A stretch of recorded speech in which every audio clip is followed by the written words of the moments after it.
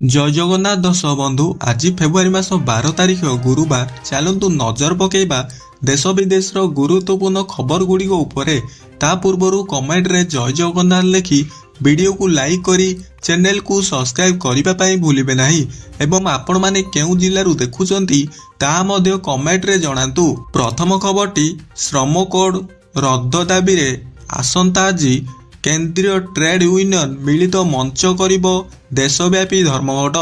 एथिसह ओडिशा रे चलीथिबा बिजुली बिल कटनी छटनी और मनरेगा को प्रसंग करी बंद डाकरा देइचंती विभिन्न संगठन।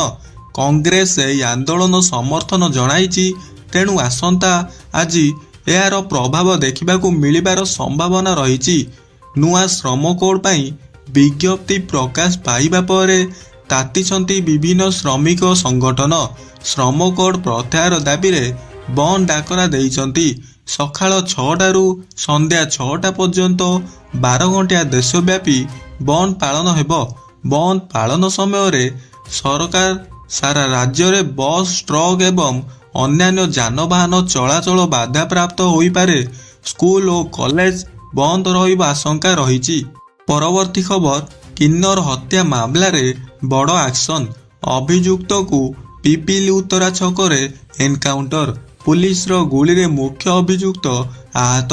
अभियुक्तर बामगोड़ रे बाजिची गुली। आहत अभियुक्त को कटक स्थानांतरण करा जाइछि। तापर देखंतु किन्नर को हत्यार प्रतिवाद राजधानी रे तातिला किन्नर संघ। हत्याकारी को गिरफ दाबी रे राजरास्ता को ओह्लाइले। निकटरे भुवनेश्वर उत्तरा निकट सिफाडारे किन्नर को हत्या कर जाइथिला।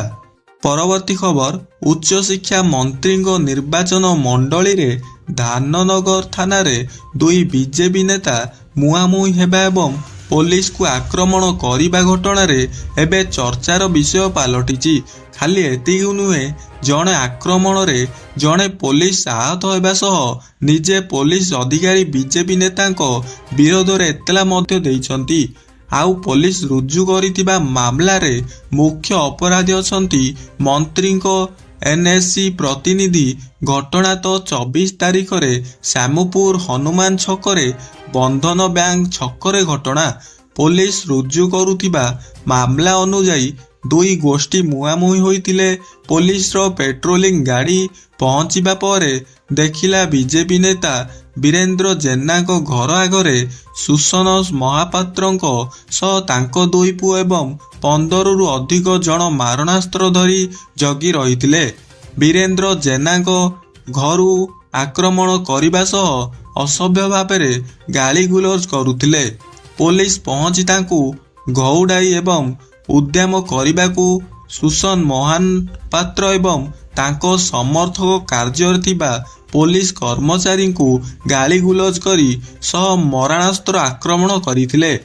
जेउथिरे अजित कुमार नायक नामक जने पुलिस कर्मचारी आहत होइथिले। 100 मीटर जाए पुलिस कर्मचारी को गोड़ाई गोड़ाई आक्रमण करिथिले।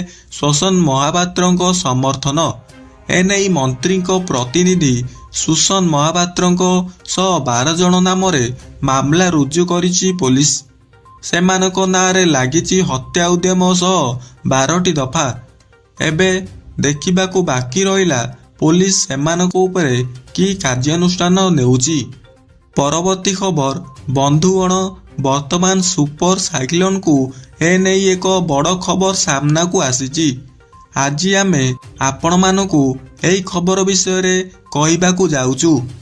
ताला बंधुगण आउ डेरी न करी आसंतु जानिबा एई खबर विषय रे। बंधुगण सुपर साइक्लोन रो घर हेबाकू जाउछि भारत। बंधुगण आगकू आसी पारे अधिकरु अधिक सुपर साइक्लोन। अम्फान भली बड़ बड़ सुपर साइक्लोन रो शिकार हेबो भारत। विश्व तापायन और जलवायु परिवर्तन जोगु भारत घरवीर प्रभाव सम्मुखीन हेबो। देश रे प्रलयकारी बात्यार तांडव बढ़ी पारे बोली चेतावनी देइचंती गवेषक। 2020 मसीह रे आसीथिबा सुपर साइक्लोन अम्फान को गवेषणा करी एही तथ्य जारी करिसंती ब्रिटेन रो बूस्टर विश्वविद्यालय रो गवेषक। ପରବର୍ତ୍ତୀ ଖବର, କେନ୍ଦ୍ରୀୟ କର୍ମଚାରୀଙ୍କ ବହୁ ପ୍ରତୀକ୍ଷିତ ଅଷ୍ଟମ ବେତନ ଆୟୋଗକୁ ନେଇ କେନ୍ଦ୍ରୀୟ ସରକାର ରାଜ୍ୟସଭାରେ ଗୁରୁତ୍ୱପୂର୍ଣ୍ଣ ତଥ୍ୟ ଦେଇଛନ୍ତି। ଅର୍ଥ ରାଷ୍ଟ୍ରମନ୍ତ୍ରୀ ପଙ୍କଜ ଚୌଧୁରୀ କହିଛନ୍ତି, ଆୟୋଗର ଆନୁଷ୍ଠାନିକ ଗଠନ 3 ନଭେମ୍ବର 2025ରେ ବିଜ୍ଞପ୍ତି ଜରିଆରେ କରାଯାଇ ସାରିଛି। ଆୟୋଗକୁ ତାଙ୍କର ସୁପାରିଶ ଦାଖଲ କରିବା ପାଇଁ 18 ମାସ ସମୟ ଦିଆଯାଇଥିଲା। ସେହି ଅନୁସାରେ ଆୟୋଗ 2027 ମସିହାରେ ସରକାରଙ୍କୁ ନିଜର ଚୂଡ଼ାନ୍ତ ରିପୋର୍ଟ ପ୍ରଦାନ କରିବେ। ଏହି ଆୟୋଗ କର୍ମଚାରୀ ଓ ପେନ୍ସନ୍ ଭୋଗୀଙ୍କ ବେତନ ଭତ୍ତା ଏବଂ ପେନ୍ସନ୍ ସେବା ସର୍ତ୍ତାବଳୀର ବିସ୍ତୃତ ସମୀକ୍ଷା କରିବେ। ନୂଆ ବେତନ ଆୟୋଗ ଲାଗୁ ହେବା ପରେ ବଜେଟ୍ ଉପରେ କେତେ ଅତିରିକ୍ତ ଭାର ପଡ଼ିବ ସେ ନେଇ ସରକାର କହିଛନ୍ତି ଯେ ବର୍ତ୍ତମାନ ଏହାର ସଠିକ୍ ଆକଳନ ସମ୍ଭବ ନୁହେଁ। ଆୟୋଗର ରିପୋର୍ଟ ଆସିବା ପରେ ହିଁ ଏହା ସ୍ପଷ୍ଟ ହୋଇପାରିବ। ପରବର୍ତ୍ତୀ ଖବର, କେନ୍ଦୁଝର ସଦର ଥାନା ଅନ୍ତର୍ଗତ 20 ନମ୍ବର ଜାତୀୟ ରାଜପଥର ପୁଟୁଳିଆ କ୍ରସିଂ ନିକଟରେ ବାଇକ୍ ଧକ୍କାରେ ଜଣେ ମହିଳାଙ୍କ ମୃତ୍ୟୁ ଘଟିଛି। ମୃତକ ଜଣକ ହେଲେ ଜୁମ୍ପୁରା ବ୍ଲକ ଅନ୍ତର୍ଗତ ମଲଦା ଗ୍ରାମର ଧୂଳିଆ ବାରିଙ୍କ ସ୍ତ୍ରୀ ଆରତୀ। ପୁଟୁଳିଆ ଭଡ଼ାରେ 2 ପୁଅ ଏବଂ ସ୍ୱାମୀଙ୍କ ସହ ଆରତୀ ରହୁଥିଲେ। ଆଜି ସେ ଅପରାହ୍ନରେ ରାସ୍ତା ଅତିକ୍ରମ କରୁଥିବା ବେଳେ ଦ୍ରୁତ ଗତିରେ ଝୁମ୍ପୁରା ଅଭିଯୁକ୍ତେ ଯାଉଥିବା ବାସୁଦେବପୁର ଗ୍ରାମର ବାଇକ୍ ଆରୋହୀ ସିପୁନ ନାୟକ ଆରତୀଙ୍କୁ ଧକ୍କା ଦେଇଥିଲେ। ଫଳରେ ଗୋଡ଼ ଭାଙ୍ଗିଯିବା ସହ ଘଟଣାସ୍ଥଳରେ ଆରତୀଙ୍କ ମୃତ୍ୟୁ ଘଟିଛି। ଖବର ପାଇ ସଦର ଏଏସ୍ଆଇ ସତ୍ୟଜିତ ନାୟକ ପୋଲିସ ସଦବଳବତ ଘଟଣାସ୍ଥଳରେ ପହଞ୍ଚି ଦୁର୍ଘଟଣା ଘଟାଇଥିବା ବାଇକ୍ ଜବତ କରି ଥାନାକୁ ଆଣିଥିଲେ। ଏନେଇ ଏକ ମାମଲା ରୁଜୁ ହୋଇଛି। କେନ୍ଦୁଝର ଜିଲ୍ଲା ମୁଖ୍ୟ ଚିକିତ୍ସାଳୟରେ ମୃତଦେହ ବ୍ୟବଚ୍ଛେଦ ପରେ ପରିବାର ଲୋକଙ୍କୁ ହସ୍ତାନ୍ତରଣ କରାଯାଇଛି। ଦୁର୍ଘଟଣା ଘଟାଇଥିବା ଆରୋହୀ ଆହତ ହୋଇ ମେଡିକାଲରେ ଚିକିତ୍ସିତ ହେଉଛନ୍ତି। ପରବର୍ତ୍ତୀ ଖବର, ଏବେ ଗୋଟିଏ ଆର୍ଥିକ ବର୍ଷରେ 10 ଲକ୍ଷ କିମ୍ବା ତାଠାରୁ ଅଧିକ ନଗଦ ଜମାରାଶି ତଥା ଉଠାଣ ଉପରେ ପାନ୍ ନମ୍ବର ଦେବା ଅନିବାର୍ଯ୍ୟ ହେବ। ଏହାଠାରୁ କମ୍ କାରବାରରେ ପାନ୍ ଜରୁରୀ ନାହିଁ। ଏପ୍ରିଲରେ ନୂଆ ଆୟକର ଆଇନ 2025 ଲାଗୁ ହେବା ପରେ ଏନେଇ ପ୍ରଭାବୀ ହେବ। ନୂଆ ଆଇନର ଚିଠି ନୀତିରେ ପାନ୍ କାର୍ଡର ଅନିବାର୍ଯ୍ୟତା ସହ ଜଡ଼ିତ କେତେ ପରିବର୍ତ୍ତନ କରାଯାଇଛି। ବର୍ତ୍ତମାନ ସମବାୟ ବ୍ୟାଙ୍କ ଏବଂ ଅନ୍ୟ ବ୍ୟାଙ୍କରେ ଦିନକରେ 50,000 ଟଙ୍କାରୁ ଅଧିକ ନଗଦ ଜମା କଲେ ପାନ୍ କାର୍ଡ ଦେବା ଜରୁରୀ ହୋଇଥାଏ। ସରକାରଙ୍କ ନୂଆ ପଦକ୍ଷେପ ଦ୍ୱାରା କ୍ଷୁଦ୍ର ବ୍ୟବସାୟୀ ଏବଂ ସାଧାରଣ ଲୋକଙ୍କୁ ଆଶ୍ୱସ୍ତି ମିଳିବ। ନୂଆ ଆୟକର ନିୟମରେ ହୋଟେଲ ବିଲ୍ ପେମେଣ୍ଟ ପାଇଁ ପାନ୍ କାର୍ଡ ସୀମା 50,000ରୁ ବଢ଼ାଇ 1,00,000 ଟଙ୍କା କରାଯାଇଛି। ଅର୍ଥାତ୍ ଯଦି ବିଲ୍ 1 ଲକ୍ଷ ଟଙ୍କାରୁ କମ୍ ହୋଇଥାଏ ତେବେ ପାନ୍ ଆବଶ୍ୟକ ନାହିଁ ବୋଲି ସରକାର କହିଛନ୍ତି। ଏହି ନିୟମ କନଭେନସନ୍ ସେଣ୍ଟର ଏବଂ ଇଭେଣ୍ଟ ମ୍ୟାନେଜମେଣ୍ଟ ପେମେଣ୍ଟ ଉପରେ ବିଲ୍ ଲାଗୁ ହେବ। ପରବର୍ତ୍ତୀ ଖବର, ବନ୍ଧୁଗଣ, ସୂଚନା ଅନୁଯାୟୀ ଯଦି ଆପଣମାନେ SBI ୟୁଜର୍ସ ଏବଂ ଆପଣଙ୍କର SBI ଅର୍ଥାତ୍ ଷ୍ଟେଟ୍ ବ୍ୟାଙ୍କ ଅଫ୍ ଇଣ୍ଡିଆରେ ଆକାଉଣ୍ଟ ରହିଛି ତେବେ ଆପଣଙ୍କ ପାଇଁ ଏହା ବଡ଼ ଖୁସି ଖବର, ଯାହାକି ଆପଣମାନଙ୍କୁ ମିଳିବ ଏବେ ସହଜରେ ଲୋନ୍। ତେବେ କ'ଣ ରହିଛି ସମ୍ପୂର୍ଣ୍ଣ ଖବର ଆସନ୍ତୁ ଜାଣିନେବା। ତେବେ ଏଣିକି ଏହି ଛୁଟିରେ ମିଳିବାକୁ ଯାଉଛି ବାଇକ୍ ଲୋନ୍। SBI ଆଣିଲା ଏହି ଯୋଜନା। State bank pre approve two wheeler loan ଯୋଜନାରେ SBI ଇଜି ରାଇଟ୍ ଆରମ୍ଭ କରିବାକୁ ଘୋଷଣା କରିଛି। ଏହି ଯୋଜନାରେ ଅନୁସାରେ ଯଦି ଆପଣ ଯୋଗ୍ୟ ଗ୍ରାହକ ତେବେ ବ୍ୟାଙ୍କ ଶାଖାକୁ ଯିବା ମାତ୍ରେ ଲୋନ୍ ମଧ୍ୟ ପାଇପାରିବେ। SBI ୟୋନୋ ଆପ୍ରେ ଜରିଆରେ ଆର୍ନ ଟୁ ଆର୍ନ ଡିଜିଟାଲରୁ ହ୍ୱିଲରର ମଧ୍ୟ ଫାଇଦା ନେଇପାରିବେ। ଏହି ସ୍କିମ୍ ଅନୁସାରେ କଷ୍ଟମରକୁ ସର୍ବାଧିକ 3 ଲକ୍ଷ ଟଙ୍କା ପର୍ଯ୍ୟନ୍ତ ଟୁ ହ୍ୱିଲର ଲୋନ୍ ସୁବିଧା ମିଳିପାରିବ। ଏଥିପାଇଁ 4 ବର୍ଷର ସର୍ବାଧିକ ଡ୍ୟୁରେସନ୍ ନିମନ୍ତେ 3 ଲକ୍ଷ ଲୋନ୍ରେ 10.5% ସୁଧ ଦେବାକୁ ହେବ। ଏହି ସ୍କିମ୍ରେ ମିନିମମ୍ ଲୋନ୍ ଆମାଉଣ୍ଟ 20,000 ଟଙ୍କା ନିର୍ଦ୍ଧାରଣ କରାଯାଇଛି। ତେବେ SBI ଇଜି ରାଇଡ୍ ଅନୁସାରେ 3 ଲକ୍ଷ ଟଙ୍କାର ଲୋନ୍ ମିଳିବ। ଗ୍ରାହକ ନିଜ ଯୋଗ୍ୟତା ଅନୁସାରେ ଗାଡ଼ିର ଅନରୋଡ୍ ଦାମର 85% ପର୍ଯ୍ୟନ୍ତ ଲୋନ୍ ନେଇପାରିବେ। ଏହି ଲୋନ୍ ସର୍ବାଧିକ 48 ମାସରେ ଅବଧି ପାଇଁ ଦିଆଯିବ ଏବଂ ଲୋନ୍ ରାଶି ଡିଲରଙ୍କ ଖାତାରେ ଟ୍ରାଞ୍ଜାକ୍ସନ୍ ମଧ୍ୟ କରାଯିବ। ପରବର୍ତ୍ତୀ ଖବର, ବନ୍ଧୁଗଣ, ସୂଚନା ଅନୁଯାୟୀ ଗାଡ଼ି ଚାଳକ ପାଇଁ ଏକ ନୂତନ ନିୟମ ଲାଗୁ ହୋଇଛି। ଏହା ଏକ ବଡ଼ ଖବର ଅଟେ। ଏଣିକି କାଗଜପତ୍ର ଥିଲେ ମଧ୍ୟ କଟିବ ଫାଇନ୍। ତେବେ କେଉଁ କାରଣ ନିମନ୍ତେ ଜରିମାନା ଦେବାକୁ ହେବ ତା ସମ୍ବନ୍ଧରେ ଆସନ୍ତୁ ସମ୍ପୂର୍ଣ୍ଣ ବିବରଣୀ ସମ୍ବନ୍ଧରେ ଜାଣିନେବା। ଆପଣମାନେ ଏହି ଘଟଣା ଶୁଣିବାରେ ପରେ ନିଶ୍ଚିତ ଭାବରେ ଆଶ୍ଚର୍ଯ୍ୟ ହେବେ ଏବଂ ଚିନ୍ତା କରିବେ ଯେ ଗାଡ଼ିର ସବୁ କାଗଜପତ୍ର ଥିଲେ ମଧ୍ୟ ଆମେ ଫାଇନ୍ କାହିଁକି ଦେବୁ। ତେବେ ଆସନ୍ତୁ ଜାଣିବା କାହିଁକି ଏବଂ କେଉଁ କାରଣରୁ ଫାଇନ୍ କାଟିପାରିବେ ପୋଲିସ।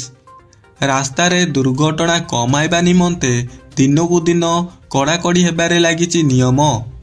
ଏଣୁ ଟ୍ରାଫିକ୍ ବ୍ୟବସ୍ଥାକୁ ଆପଣ ମାନେ ନ ମାନିଲେ ଜରିମାନା କାଟିବ ପୋଲିସ।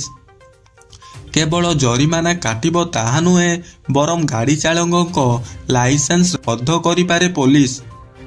ଏହିସବୁ ଦିଗରେ ଧ୍ୟାନ ନ ଦେଲେ ଅଯଥାରେ ଆପଣମାନେ ଦେଇପାରିବେ ଜରିମାନା। ମୋଟର ଭେହିକଲ ଆକ୍ଟ ନିୟମ ଅନୁସାରେ ଯଦି ଆପଣ ଗାଡ଼ି ଚେକିଂ ବେଳେ ଟ୍ରାଫିକ୍ ପୋଲିସକୁ କୌଣସି ପ୍ରକାରର ଦୁର୍ବ୍ୟବହାର କରୁଛି, ତେବେ ଆପଣଙ୍କ ନାମରେ ଚାଲାଣ କାଟିବ ପୋଲିସ। 179 MVB ଆକ୍ଟରେ ଆପଣଙ୍କର ଚାଲାଣ କାଟିବାକୁ ଟ୍ରାଫିକ୍ ପୋଲିସକୁ ଅଧିକାର ଦିଆଯାଇଛି। ତେଣୁ ଚେକିଂ ବେଳେ ଦୁର୍ବ୍ୟବହାର ମହଙ୍ଗା ପଡ଼ିପାରେ। ଚେକିଂ ସମୟରେ ଟ୍ରାଫିକ୍ ପୋଲିସ ସହିତ ଯୁକ୍ତିତର୍କ କରିଲେ ଆପଣଙ୍କୁ ଦେବାକୁ ପଡ଼ିପାରେ ଫାଇନ୍। ଯଦି ଆପଣ କୌଣସି କାରଣରୁ ମଧ୍ୟ ଅଯଥାରେ ଟ୍ରାଫିକ୍ ପୋଲିସ ସହିତ ଯୁକ୍ତିତର୍କ କରନ୍ତି, ତେବେ ଦେବାକୁ ପଡ଼ିପାରେ ଫାଇନ୍। ନୂଆ ଟ୍ରାଫିକ୍ ନିୟମ ଅନୁସାରେ ଯଦି ଆପଣ ହେଲମେଟ୍ ପିନ୍ଧିଛନ୍ତି ଆଉ ଟ୍ରାଫିକ୍ ପୋଲିସକୁ ଦୁର୍ବ୍ୟବହାର କରୁଛନ୍ତି, ତେବେ ମଧ୍ୟ ଆପଣଙ୍କର ବିରୁଦ୍ଧରେ ଚାଲାଣ କଟିପାରେ। ଆପଣଙ୍କ ଚାଲାଣ କଟୁଛି କି ନାହିଁ କେମିତି ଜାଣିବେ? ଚାଲାଣ କଟିଛି କି ନାହିଁ ଜାଣିବା ନିମନ୍ତେ ଆପଣଙ୍କୁ ୱେବସାଇଟ୍ ମାଧ୍ୟମରେ ଜାଣିପାରିବେ। ପରବର୍ତ୍ତୀ ଖବର, ଗାଁ ଗାଁରେ ହେବ ଅଙ୍ଗନବାଡ଼ି ଭୋଜି। ବିବାହ, ଜନ୍ମଦିନ ଭୋଜି ଭଳି ଅଙ୍ଗନବାଡ଼ି ପିଲାଙ୍କ ଭୋଜି କରାଯିବ। ମିଳିତ ପୁଷ୍ଟିକର ଖାଦ୍ୟ ଏବଂ ଖୁବ୍ ଶୀଘ୍ର ଯୋଜନା ଆରମ୍ଭ କରିପାରିବେ ମହିଳା ଶିଶୁ ବିଭାଗ। ଆସନ୍ତା 3 ମାସରେ ହେବ 3000 ସୁଭଦ୍ରା ଶକ୍ତି ମାର୍ଟ। ସବୁ ପଞ୍ଚାୟତରେ ମହିଳାଙ୍କ ପାଇଁ ହେବ ସ୍ୱତନ୍ତ୍ର ଘର। ମାର୍ଚ୍ଚ 8 ମହିଳା ଦିବସରେ ମାର୍ଚ୍ଚ ରାଜ୍ୟର 5000 କୋଟି ଟଙ୍କାର ଭେଟି ଦେବେ ମହିଳାମାନଙ୍କୁ। ରାଜ୍ୟ ମହିଳା କମିଶନ ପ୍ରତିଷ୍ଠା ଦିବସରେ ଅବସରରେ ଏହିଭଳି ଅନେକ ଘୋଷଣା କରିଛନ୍ତି ଉପମୁଖ୍ୟମନ୍ତ୍ରୀ ପ୍ରଭାତୀ ପରିଡ଼ା। ମହିଳା ସଶକ୍ତିକରଣ ପାଇଁ ସୁରକ୍ଷା ଗୁରୁତ୍ୱପୂର୍ଣ୍ଣ ପ୍ରସଙ୍ଗ ହୋଇଥିବାରୁ ମହିଳା ସୁରକ୍ଷା ପାସପୋର୍ଟ କମିଶନଙ୍କ ପକ୍ଷରୁ ପ୍ରକାଶ ପାଇଛି। ସୁରକ୍ଷା ଓ ମହିଳାଙ୍କ ସ୍ୱାସ୍ଥ୍ୟକୁ ଦିଆଯାଉଛି ଗୁରୁତ୍ୱ। 80% ମହିଳାଙ୍କ ରକ୍ତହୀନତା ରହିଛି ଏବଂ ଏହାକୁ ଦୂର କରିବାକୁ ସରକାର ପଦକ୍ଷେପ ନେବେ ବୋଲି ଉପମୁଖ୍ୟମନ୍ତ୍ରୀ କହିଛନ୍ତି। ରାଜ୍ୟରେ ମହିଳା ଆୟୋଗଙ୍କ 33ତମ ପ୍ରତିଷ୍ଠା ଦିବସରେ ମହିଳା ଅପରାଧର 2024-25 ବାର୍ଷିକ ରିପୋର୍ଟ ସାର୍ବଜନୀନ କଲେ ରାଜ୍ୟ ମହିଳା କମିଶନ। ସମୁଦାୟ 2064 ମସିହା ବିରୋଧୀ ଅବଧରେ ମାମଲା ରୁଜୁ ହୋଇଛି। 1879ଟି ମାମଲା ସମାଧାନ କରିଛନ୍ତି ମହିଳା କମିଶନ। ମହିଳା ବିରୋଧୀ ଅପରାଧଙ୍କ ସବୁଠାରୁ ଶୀର୍ଷରେ ରହିଛି ଘରୋଇ ହିଂସା। 852 ମାମଲାରେ ମହିଳା କମିଶନଙ୍କ ନିକଟରେ ରୁଜୁ ହୋଇଛି। ଯୌତୁକ ଜନିତ ନିର୍ଯାତନା ଏବଂ ବିବାହ ବିଚ୍ଛେଦ ମାମଲା 600 75ଟି ରୁଜୁ ହୋଇଥିବା ବେଳେ ସମାଧାନ ହୋଇପାରିଛି 521ଟି। ରାଜ୍ୟରେ ସର୍ବମୋଟ ମହିଳା ଅଧିକାରୀ ଉଲ୍ଲଂଘନ ହୋଇଛି 182ଟି, ଅଶୋଭନୀୟ ଆଚରଣ ପ୍ରଦର୍ଶନ 137ଟି, ଯୌତୁକ ଜନିତ ହତ୍ୟା 12ଟି, ସନ୍ଦେହଜନକ ମୃତ୍ୟୁ 14, ଦୁଷ୍କର୍ମ 24ଟି, ମିଥ୍ୟା ପ୍ରତିଶ୍ରୁତି ଦେଇ ବିବାହ ସହ ପ୍ରତାରଣା 30, ଅପହରଣ 28, ଜମି ବିବାଦକୁ ମହିଳା ହିଂସା 48ଟି, କର୍ମକ୍ଷେତ୍ରରେ ନିର୍ଯାତନା 25ଟି, ମହିଳାଙ୍କୁ ଖରାପ ବ୍ୟବହାର 500, ଅନ୍ୟାନ୍ୟ 33ଟି ମାମଲା ମହିଳା କମିଶନଙ୍କ ପାଖରେ ରୁଜୁ ହୋଇଛି। ଓଡ଼ିଶା ରାଜ୍ୟ ମହିଳା କମିଶନଙ୍କ 33ତମ ପ୍ରତିଷ୍ଠା ଦିବସରେ ମହିଳା ଆୟୋଗଙ୍କ ପକ୍ଷରୁ ସ୍ୱତନ୍ତ୍ର କାର୍ଯ୍ୟକ୍ରମ ଆୟୋଜନ ଅନୁଷ୍ଠିତ ହୋଇଛି। ମୁଖ୍ୟ ଅତିଥି ଭାବେ ରାଜ୍ୟର ଉପମୁଖ୍ୟମନ୍ତ୍ରୀ ପ୍ରଭାତୀ ପରିଡ଼ା, ଅତିଥି ଭାବେ ସ୍ୱାସ୍ଥ୍ୟମନ୍ତ୍ରୀ ମୁକେଶ ମହାଲିକ, ଶିଳ୍ପମନ୍ତ୍ରୀ ସମ୍ପଦ ସ୍ୱାଇଁଙ୍କ ସହ କମିଶନର ସମସ୍ତ ସଦସ୍ୟ ଉପସ୍ଥିତ ଥିଲେ।